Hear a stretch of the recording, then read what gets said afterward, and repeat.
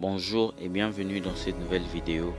Alors dans cette vidéo, je vais parler de la biographie de l'homme de Dieu, le pasteur Mike Kalambayi. Je vais parler de son histoire, de comment il a commencé jusqu'à aujourd'hui en vrai. Encore une fois, je répète que la vidéo n'a pas le but de mettre des personnes ou des personnalités chrétiennes comme si c'était des stars, mais on aimerait parler de ces personnes qui sont assez impactantes dans le milieu chrétien. Donc, let's go. Si vous n'êtes toujours pas abonné à cette chaîne, abonnez-vous s'il vous plaît la famille. Le pasteur Mike Kalambayi, il est né le 21 avril 1980. 1980, donc ça veut dire que aujourd'hui on est en 2023. Il a pratiquement 43 ans.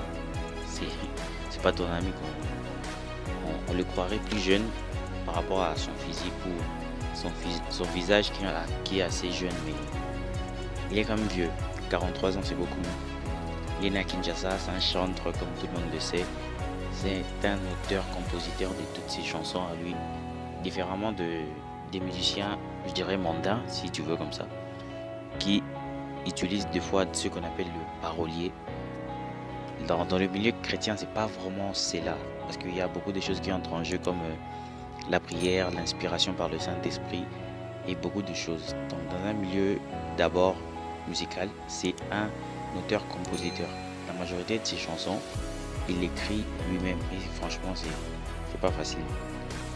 Il a commencé la musique, donc ça veut dire qu'il est actif dans la musique depuis 1995. Quand on parle d'actif, ça veut dire il a commencé sa carrière musicale en vrai, qu'il soit connu ou non, mais c'est quand il a commencé à prendre vraiment la musique au sérieux, c'est en 1995.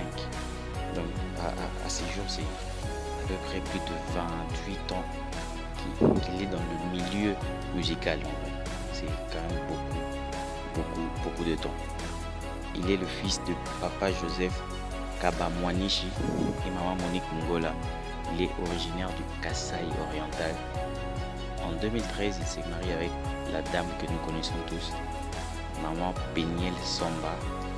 Et avec la dame, ils ont 2 enfants. Aujourd'hui, ils sont peut-être divorcés et ils ont divorcé en 2020. Aujourd'hui, sur un état juridique, il est carrément célibataire, si je dois dire comme ça. Il est célibataire, il a eu à se marier, mais il y a des choses qui se sont pas très bien passées, donc aujourd'hui il est carrément libre. Peut-être j'en parlerai à la fin de la vidéo encore une fois. Et si je dois parler maintenant du côté musical du pasteur Mike Kalambayi, le pasteur Mike Kalambayi a commencé très tôt dans la musique. Plusieurs ne croiraient même pas, mais selon la vraie histoire, vraiment, le pasteur Mike a fait ses premiers pas à la chrétienté à l'âge de 7 ans et a commencé à chanter directement à l'écodim. Il a commencé à chanter dans l'écodim. Donc vous savez, il y a des personnes qui, à l'instar ou à l'exemple de maman Sandra Mbouy, elle raconte l'histoire qu'elle a commencé elle a cru au Seigneur Jésus-Christ pour de vrai, dans son cœur vraiment, que je donne ma vie au Seigneur à l'âge de 8 ans. Et bien sûr, il y a des failles, il y a des fois les gens tombent dans le péché, mais vraiment, elle a commencé sa vie chrétienne à 8 ans. Et plusieurs personnes n'arrivent pas vraiment à le croire. Il y a ceux qui disent non, c'était juste par inconscience. Mais selon l'histoire, c'est que il a commencé la vie chrétienne à 7 ans. Le pasteur Mike, à 7 ans, il s'est converti. Et il a commencé à chanter à l'écodim en vrai. Et puis, après des chants à l'écodim, tout ça, il s'est fait baptiser plutôt en 1994. Ce qui veut dire pratiquement à 14 ans. C'est à 14 ans qu'il s'est fait baptiser. Parce que le baptême, ça demande quand même un peu de l'âge. Pas forcément de la conscience ou quoi que ce soit, mais tu sais maintenant pourquoi on te baptise. Parce qu'à l'âge de 14 ans, on a toutes nos facultés vraiment qui sont en place. Il y a des personnes qui sont plus précoces que d'autres, donc c'est comme ça. À l'âge de 14 ans, il s'est fait baptiser par papa Emmanuel Mbiye. Ce qui veut dire le papa du pasteur Moïse Mbiye. Le papa du Moïse Mbiye. Parce que l'histoire raconte très bien que le pasteur Mike Kalambayi, c'est un enfant de l'église Bethel. Là où le pasteur Moïse Mbiye aujourd'hui est pasteur de l'église. Donc papa Mike Kalambayi, c'est de là qu'il vient. C'est là où il a vraiment passé beaucoup de temps dans la foi chrétienne aussi. Il a partagé beaucoup de temps là-bas. Et c'est papa Emmanuel Mbié qui l'a baptisé en 1994. Ça veut dire c'est un ancien de Bethel. Et à 14 ans, il a rejoint les groupes qu'on appelle Étoile de louange, connu au grand public avec Thomas Lecoffey dans l'album de Thomas Lecoffey. Donc ça veut dire que quand il est entré dans Étoile des louanges c'était un groupe de plusieurs chantres, des arrangeurs musicaux et tout. Et notamment il y avait même le pasteur Moïse Mbié qui était dans le groupe. Donc, et de vraiment c'est une histoire de fraternité de très loin. Bien que récemment ils ont eu à avoir des problèmes, c'est parti en sucette sur les réseaux sociaux, tout ça. Parce que c'est des humains, vous connaissez. Mais les deux vraiment c'est une relation, je dirais pas inébranlable, mais ça commence de très très longtemps. Alors ils étaient les deux au groupe Étoile de louange. Et ils ont eu à faire des sons d'ensemble, tout ça, avant que chacun ne parte dans sa carrière solo. Voilà. Et pasteur Mike Kalambay était plus attaché à l'homme de Dieu qu'on appelle Thomas Lecoffey. Et c'est là qu'il a vraiment commencé à petit à petit à rejoindre la scène des musiques dans des concerts, dans des gros concerts, parce que Thomas Lecoffey c'était un grand homme de Dieu ou un grand chanteur aussi en RDC. Et c'est juste en 2005 qu'il va sortir son album solo, son premier album solo intitulé Jésus mon tout. Et il a fait beaucoup de sons comme ça avec cette chanson, comme la chanson par exemple Ezalika Mangolo. Waouh, c'était une chanson qui a vraiment cartonné toute la RDC. Et il remet même quoi, si je dois dire, les succès de cet album bien sûr à Dieu, mais à beaucoup de personnes qui l'ont vraiment aidé, notamment maman Marie Missamou. Aujourd'hui elle n'est plus, elle est déjà morte, mais tellement que à cette époque-là, il n'y avait pas des producteurs, vraiment des vrais producteurs pour le gospel, tu vois, pour les personnes qui font de la musique chrétienne.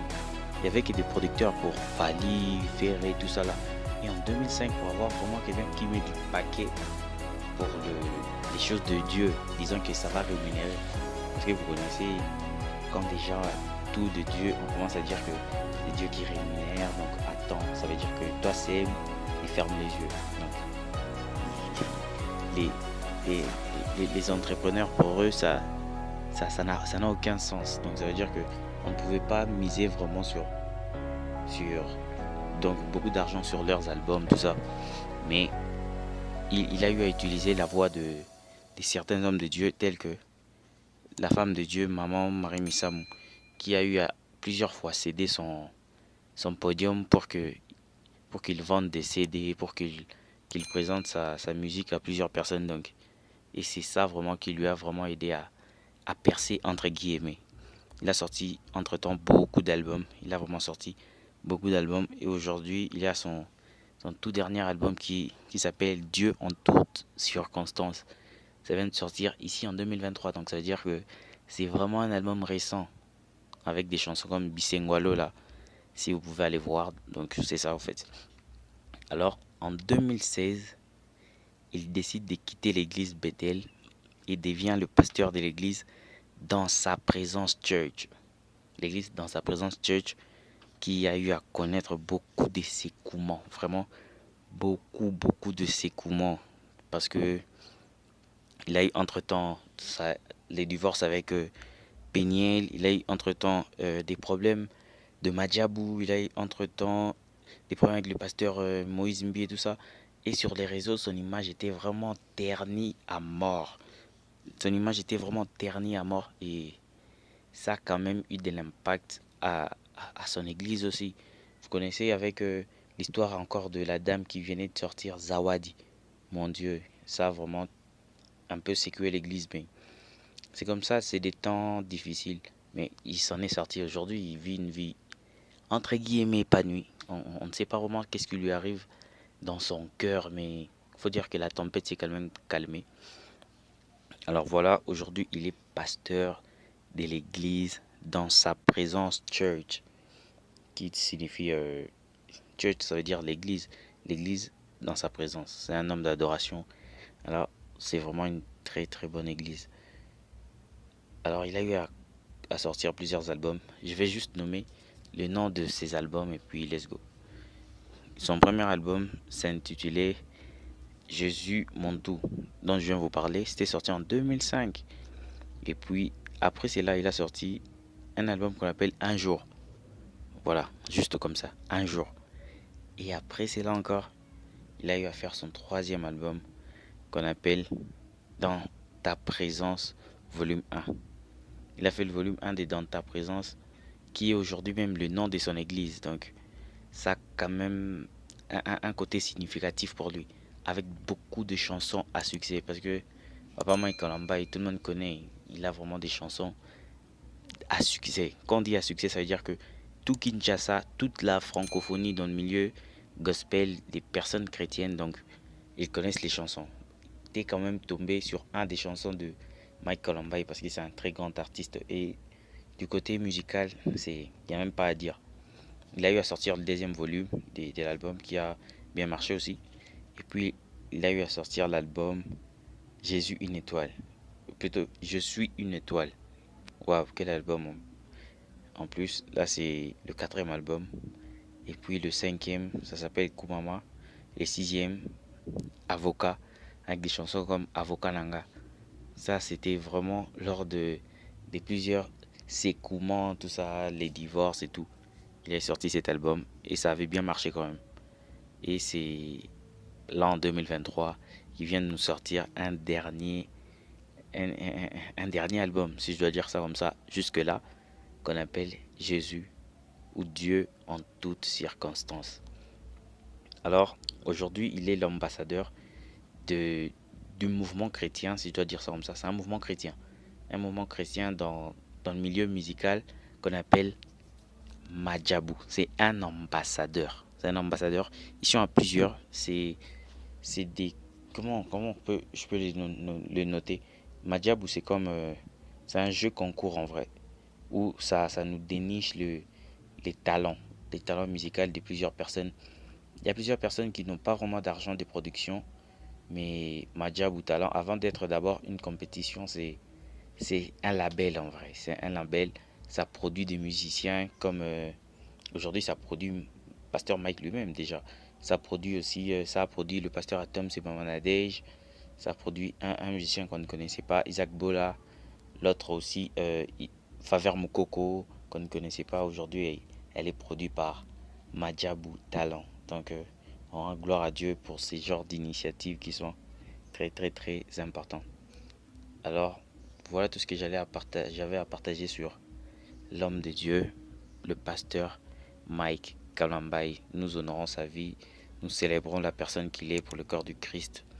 Il y a eu bien sûr des combats, il y a eu bien sûr de salissement du nom de la personne, mais aujourd'hui s'il tient encore debout, c'est pas parce qu'un homme l'a aidé, mais c'est parce que l'éternel Dieu a continué à lui être fidèle. Dieu est fidèle, alors merci beaucoup d'avoir suivi jusque là. Let's go!